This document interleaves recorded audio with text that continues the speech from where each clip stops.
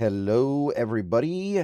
Good afternoon. Training camp session number 12 has come and gone. It is in the books, and we got a little bit more than we did yesterday. Yesterday was obviously just the walkthrough.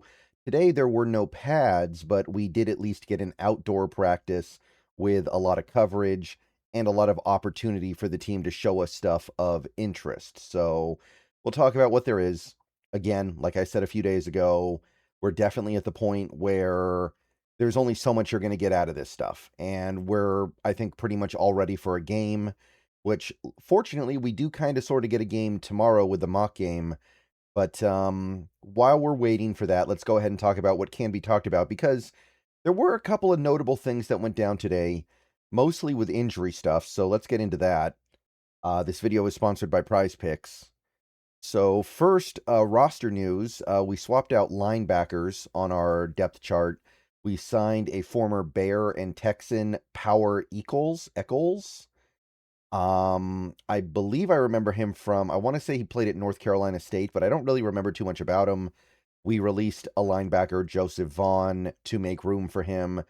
Don't really have much to say about that. Not really anything that we can go on there. Not going to pretend like I know who Power Echols really is, but moving things around on the back end of the depth chart like pretty much every team does when they're in camp. Okay, so that's the roster move of the day. Now let's get into a little bit of injury stuff, and we do have one positive update, although the impact of it is dubious. Chris Paul Jr. was back on the field today after missing several practices, and he's not a guy who's likely to start, but I do think he's in play for a roster spot. He just needs to get on the field. So that's good for him. Remember, Chris Paul Jr. was a pretty respectable player in college, and he was taken, I want to say, in the 5th round by the Rams because he was so small, and then the Rams ended up letting him go. But Chris Paul Jr. is somebody with some talent. He can do some stuff, and it won't shock me if he ends up being our 4th linebacker over guys like Pat O'Connell. But uphill battle for him, especially at this point. But at least he's on the field now, so that's the good injury news of the day. Unfortunately, nothing further on players like Julian Neal or Jake Bobo. The one update we got was kind of in the other direction, and not to alarm anybody because it seems like we're good, but there was a little bit of a sweaty moment with Jadarian Price today because he did not practice. So, understandably, people got a little bit antsy about that. Derek Hall also limped off after the second to last play, but it seems like that was minor. Not worried about the Derek Hall thing at this point. Haven't heard anything about it other than the fact that he hobbled off the field after late play. Jadarian Price, however, there was a little bit of a mystery going on there. Mike McDonald was expected to speak afterwards, I guess, but as it turns out, he did not. Oh, I'm sorry. Okay, no, I must not have that tweet, but Mike McDonald ended up not speaking to the media after the practice, so we weren't told directly what's going on. But according to Greg Bell, who was able to eventually get the scoop, Jadarian Price had lower body soreness. So it doesn't sound too bad. That doesn't sound like anything we need to be alarmed about. But for whatever it's worth, he did not practice today. And it seems like we've gotten away without anything too severe. Let's think about how much he's practicing right now. Kind of makes sense he would be sore. He's running with the 1s, the 2s, the 3s, all these reps. It's going to catch up to you a little bit. All right, guys, let's take a quick break here to talk a little bit about Prize Picks, currently the #1 sports pick app in America. The app is very easy to use. Check it out to my left here. You can do player picks, where you just pick more or less on a few player stats and lock in your lineup. Or you can pick teams, where you pick winners, spread, or total on any game or fight. The app is available in most states, including California, Texas, and Florida. Right now, they have a great offer. You can play your first $5 lineup and get $150 in lineups if you win. All you have to do is use code HMA when you sign up. It's a brand new offer.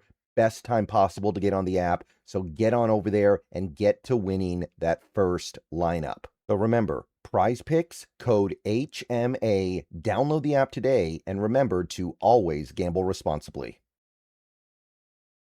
Okay, so obviously that is something that would be pretty devastating to this team if we actually did lose Jadarian Price to any kind of an injury. And the thing that would be unfortunate, even if this is minor, is training camp. I'm sorry, the mock game is tomorrow. So if Jadarian Price can't play in the mock game, that's too bad. That would have been a good opportunity for him. And with Charbonnet already out, we need running backs to be able to play in that game. So hopefully he's good to go tomorrow. But we're not going to know for sure today because McDonald didn't say anything. And I don't know if he addresses the media tomorrow. I think he does, but I'm not sure. Nevertheless, the assumption for the moment should be that it was a maintenance day for Jadarian Price. Some soreness, doesn't seem like an actual injury. And I don't think there's anything to be alarmed here.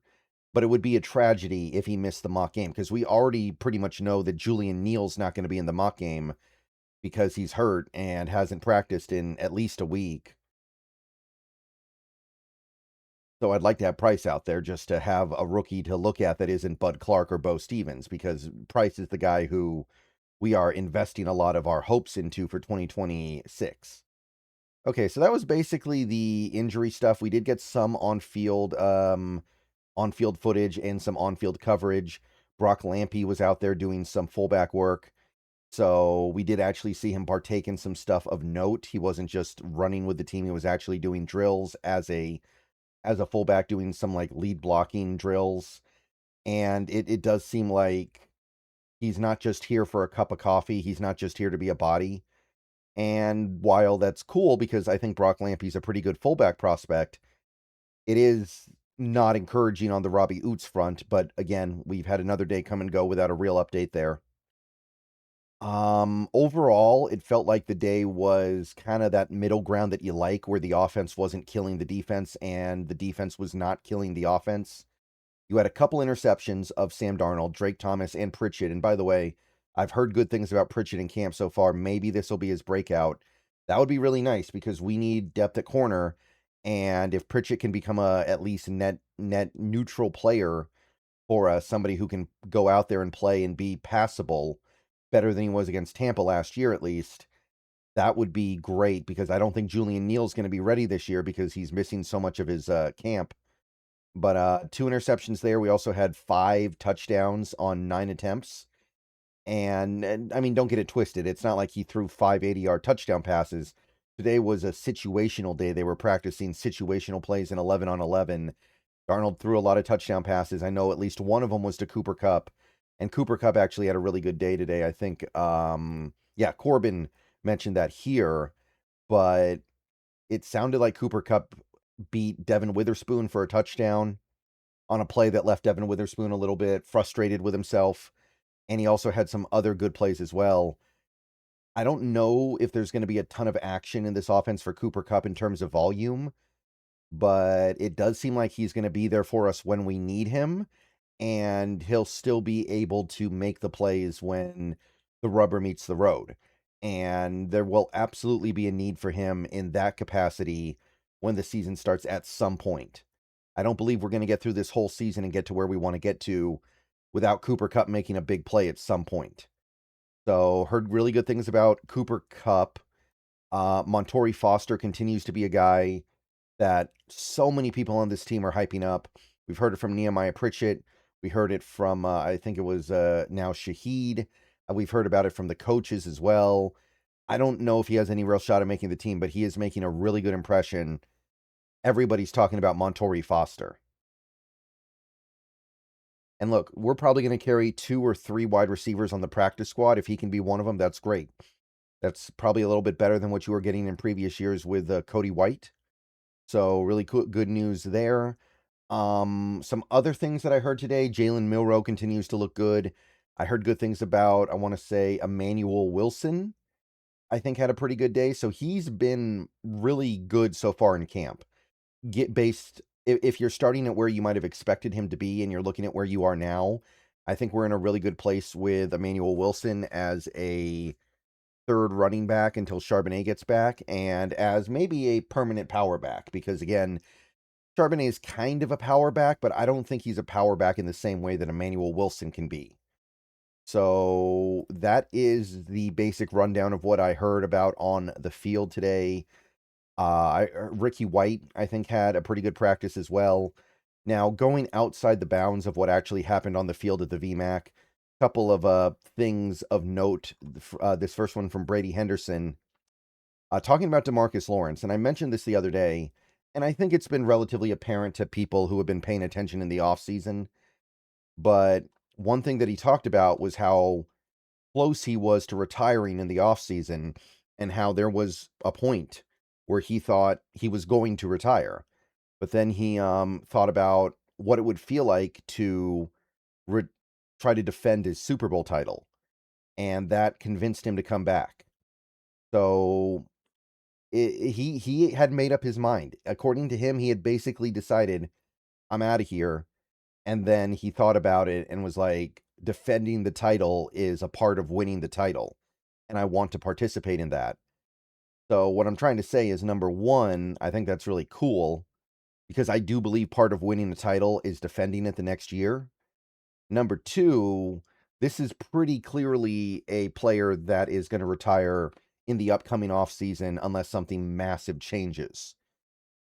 I think we can safely assume that shortly after the season ends in February and before free agency start and the league year rolls over in March, Demarcus Lawrence will be announcing his retirement from the NFL. So enjoy him while we got him, man. Enjoy him while you got him, because that is a very, very special player. Maybe he'll never make the Hall of Fame or anything like that, but he is a uniquely special player, and appreciate him for this year. So that was a fun article by Brady Henderson, I think, and it highlights something that we kind of already knew, but now we're actually hearing from the player. And it does make you reflect a little bit on how short-lived this union is going to be. But it was a very good one, and the guy has been awesome. Final thing. Ari Mirnov reposted this clip from Hawk Blogger recently, and I know what people think of Mirnov, don't get me wrong, but talking about training camp as a whole, and Hawk Blogger is somebody that's been there for, I think, every single session so far, and he's doing great work. He does his post practice streams. He does his coverage of the, not necessarily play-by-play, but he does a lot of work at camp, talking about how he believes that Byron Murphy could really be the best defensive tackle in the NFL this year, and how personally he's taking the lack of regard for his ability. Remember, he was not listed as a top 10 defensive tackle by the coaches, scouts, and GMs. He was not listed in the top 10 on PFF. More on that in a future day. And overall, people do not seem to acknowledge him as one of the best defenders in football, even though he was the primary nose tackle for the best run defense in football and had 7 sacks and had another 2 in the Super Bowl. Usually that player would be regarded as the next Warren Sapp. But so far, Byron Murphy has not gotten that attention from people outside of Seattle. And if it is true that Byron Murphy was not a top 10 defensive tackle last year, and in my mind, he definitely was top 10. In fact, I think Byron Murphy is very close to being the best player on this team. If he actually breaks out next year, if he actually has a noticeable level he can go up, and you pair that with Leonard Williams in the middle, a lot of the other stuff on this team is not going to matter that much because that interior is going to be so dominant. I mean, think about how good that is going to be. Byron Murphy as maybe the best defensive tackle in football, and Leonard Williams still being at least top 10, maybe top 5. Unstoppable.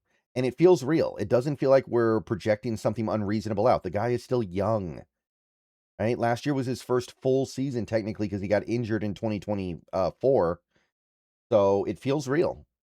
And it feels like, and this goes back to something that we've talked about before on this channel and other channels, this team using disrespect as fuel, because there's been plenty of it this offseason.